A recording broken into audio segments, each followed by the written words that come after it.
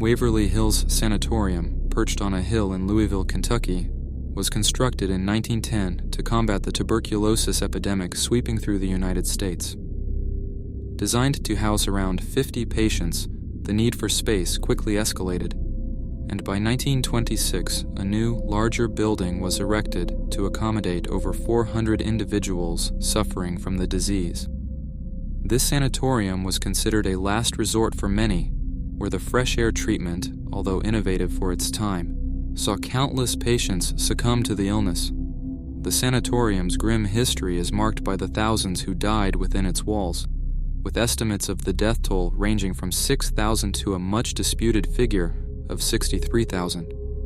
The sheer volume of deaths necessitated the construction of the Death Tunnel, a 500-foot-long passage used to transport bodies away from the living areas to minimize the impact on patient morale. Waverly Hills transitioned to a geriatric center in 1961, but was plagued by allegations of patient mistreatment until its closure in 1981. Abandoned and left to decay, the building became a hotspot for vandalism and a focal point for those fascinated by the paranormal. The sanatorium is now infamous for its haunted reputation, with numerous accounts of ghostly phenomena such as the spectral figure of a nurse in room 502, who allegedly took her own life, and the ghostly apparitions of children playing on the third floor. These stories, rooted in the building's tragic past and amplified by the eerie, abandoned state of the facility, contribute to Waverly Hills Sanatorium being one of the most notorious haunted sites in the United States. Its dark history, combined with the chilling accounts of paranormal activity, continues to intrigue and terrify visitors and paranormal investigators alike. Eastern State Penitentiary in Philadelphia, Pennsylvania, stands as a monumental relic of America's penal history. Opened in 1829 with a radical architectural design, it introduced the concept of solitary confinement, aiming for penitence through isolation. Its wagon wheel design, with long radial cell blocks, became a model for prisons worldwide. Initially intended to house 250 inmates in solitary cells to reflect and reform, the prison's population quickly swelled, leading to severe overcrowding and the eventual abandonment of its solitary system. Throughout its operational years until 1971, Eastern State Penitentiary witnessed a dark history of inmate violence, escapes, and harsh punishments. Stories of the prison's punitive measures, such as the iron gag and the mad chair, reflect the brutal attempts at maintaining order within its walls. The penitentiary's closure left the massive structure to decay, a haunting Gothic ruin in the heart of Philadelphia. Its imposing facade and crumbling cells have since become a fertile ground for tales of the supernatural. Visitors and staff report eerie phenomena, disembodied voices echoing down the corridors, shadowy figures slipping through the cell blocks, and sudden, inexplicable chills. One of the most famous ghostly inhabitants is said to be Al Capone, whose luxurious cell contrasted sharply with the grim conditions faced by other inmates. Despite its opulence, Capone allegedly complained of being tormented by the spirit of James Clark, a victim of the infamous St. Valentine's Day Massacre. Today, Eastern State Penitentiary operates as a museum and historic site, its tours and Halloween events drawing those curious about its architectural innovation, penal history, and paranormal legends. The blend of factual history and ghostly lore surrounding the penitentiary makes it a compelling destination for history buffs and ghost hunters alike, cementing its place as one of the most haunted locations in the United States. The Athens Lunatic Asylum, later known as the Ridges, is cloaked in a history that intertwines medical advancements with tales of the supernatural. Established in 1874 in Athens, Ohio, this sprawling institution was initially designed as a healing environment for the mentally ill, set against the serene backdrop of the Appalachian foothills.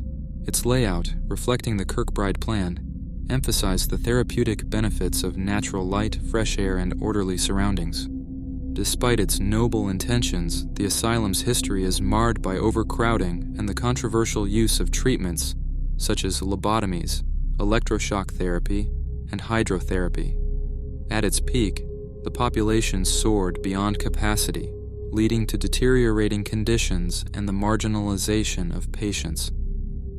One of the most haunting legacies of the Athens Lunatic Asylum is the stain left by patient Margaret Schilling.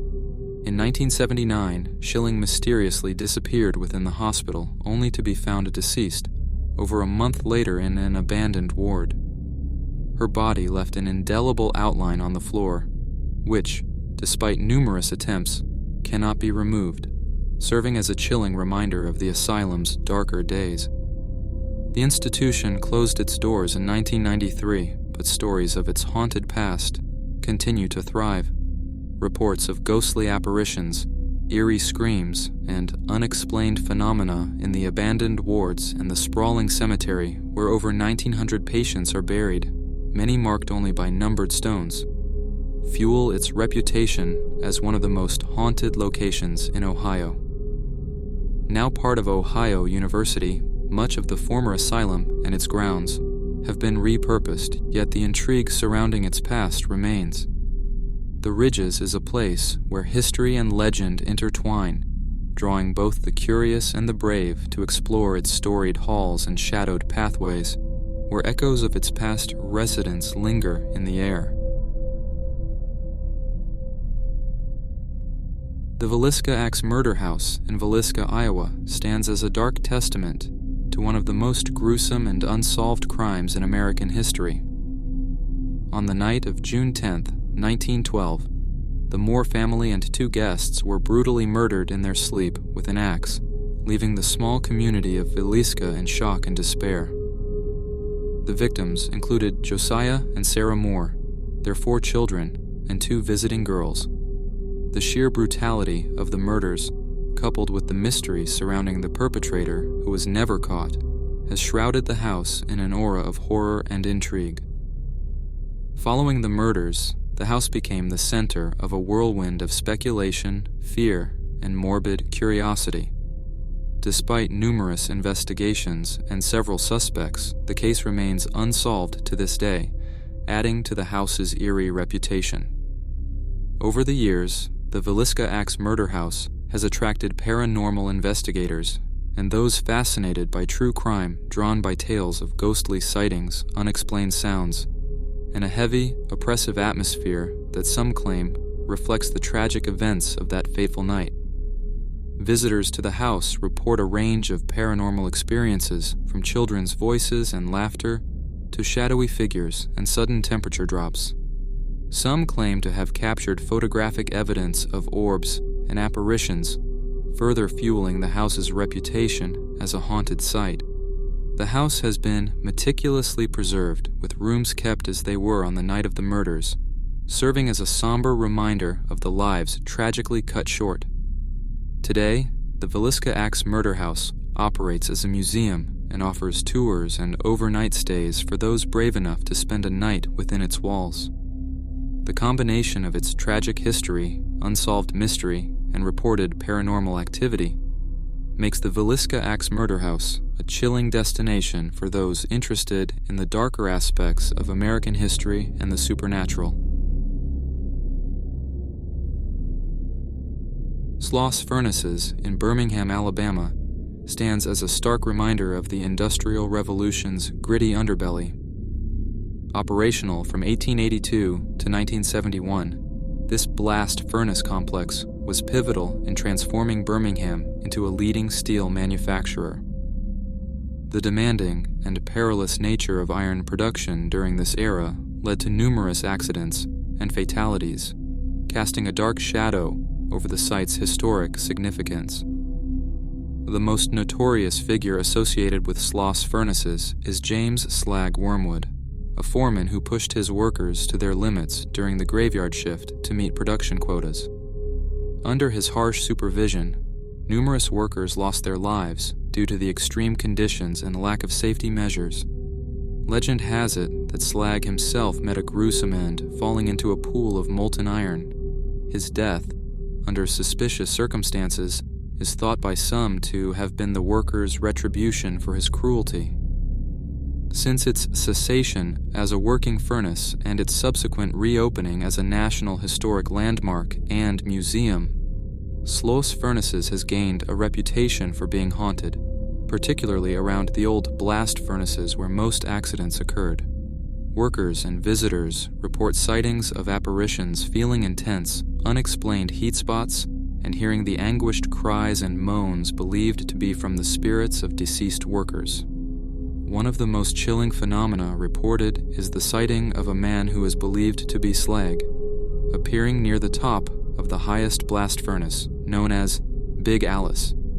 He is said to attempt to push unsuspecting visitors to their deaths, mimicking the perilous working conditions during his tenure.